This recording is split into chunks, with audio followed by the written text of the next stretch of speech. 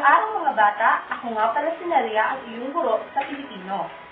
Tayo na mga bata, halina't alamin natin ang mga kwentong kapupulutan ng aral. Magandang araw mga bata, ako nga pala si Teacher Marchan, ang iyong tagapagkulat ng ating babasahin ngayong araw. So tara na at alamin natin ang mga kwentong ating tatalakayin ngayong araw.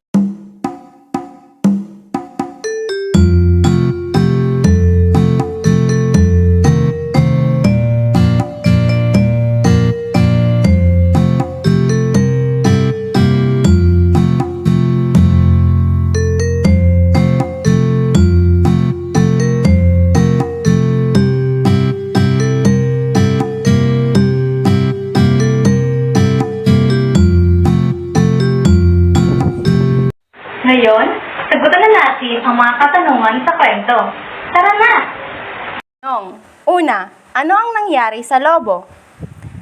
Pangalawa, sa iyong palagay, saan napunta ang pumutok na lobo? At pangatlo, kapag naputok yung lobo, ano ang lalabas? Mahusay mga bata, ang gagaling nyo sumagot sa mga kwentong ating tinalakay kanina.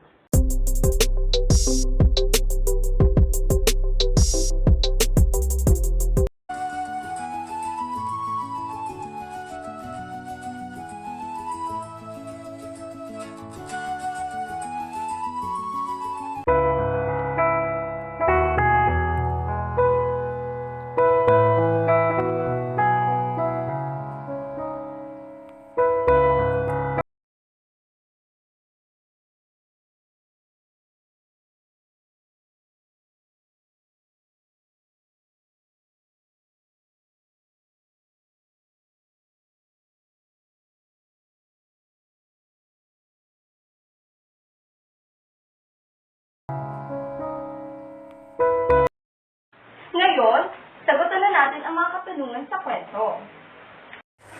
Mga tanong. Una, kung patuloy ang pagputol ng puno, ano ang mangyayari sa kagubatan? Pangalawa, ano ang mangyayari kung wala nang makakapitan ang ugat ng puno? Pangatlo, kapag patuloy naguguho ang lupa, ano ang mangyayari? Pang-apat, dapat ba magkaisa ang lahat na buhayin ng kagubatan?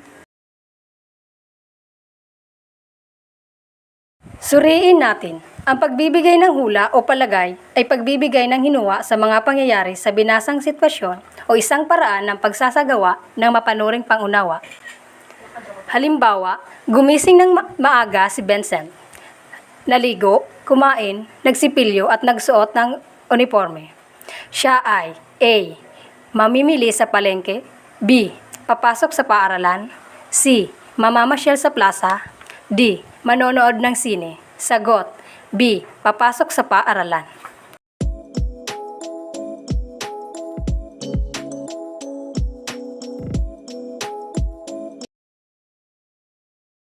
Ang mga katanungan.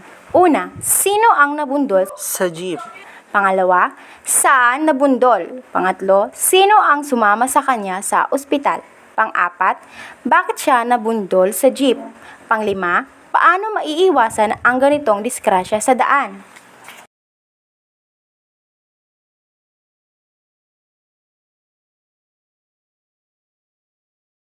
Mahusay mga bata, ang gagaling nyo sumagot at nahula nyo ang mga sagot sa kwentong ating tinalakay kanina.